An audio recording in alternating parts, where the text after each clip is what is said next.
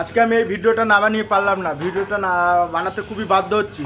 যে সকল হিন্দুরা গরু কাটা বন্ধ হয়েছে বলে আন্দোলন করছে, যে মুসলিমদের গরু খাওয়া কেন বন্ধ করেছে, কুরবানি প্রথা কেন বন্ধ করেছে, তাদেরকে একটা কথাই আমি বলতে চাই, তোরা এটা ভারতবর্ষে রয়েছিস, ভারতবর্ষে থেকে কোনো গরু কুরবানি গরু কাটা চলবে না।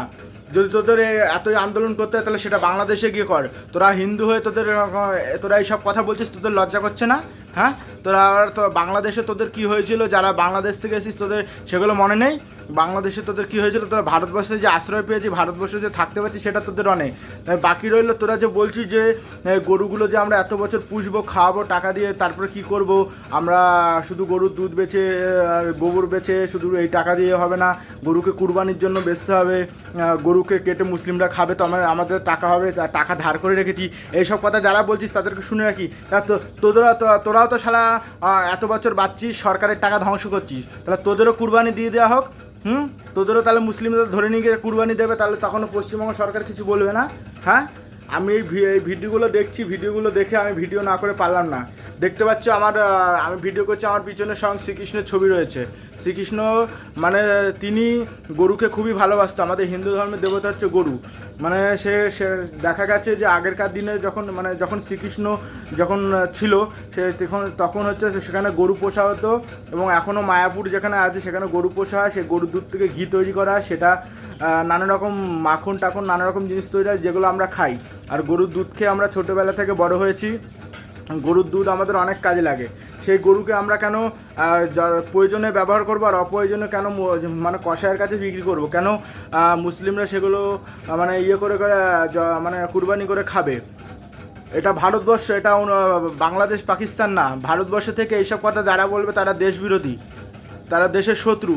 আমি তাদেরকে একটা কথাই বলতে চাই, তোমরা যদি এত আন্দোলন করতে হয় গরু কাটা নিয়ে, তোমরা হিন্দু হয়ে হিন্দু বিরোধী কার্যকলাপ করছো। তোমরা যদি এতই আন্দোলন করতে হয় তোমরা বাংলাদেশে চলে যাও। বাংলাদেশে গরু খাওয়া চলছে, পাকিস্তানে গরু খাওয়া চলছে, সেখানে গিয়ে গরু বিক্রি করো, গরু খাও। ভারতবর্ষ থেকে এসব চলবে না। অত আন্দোলন কিসের?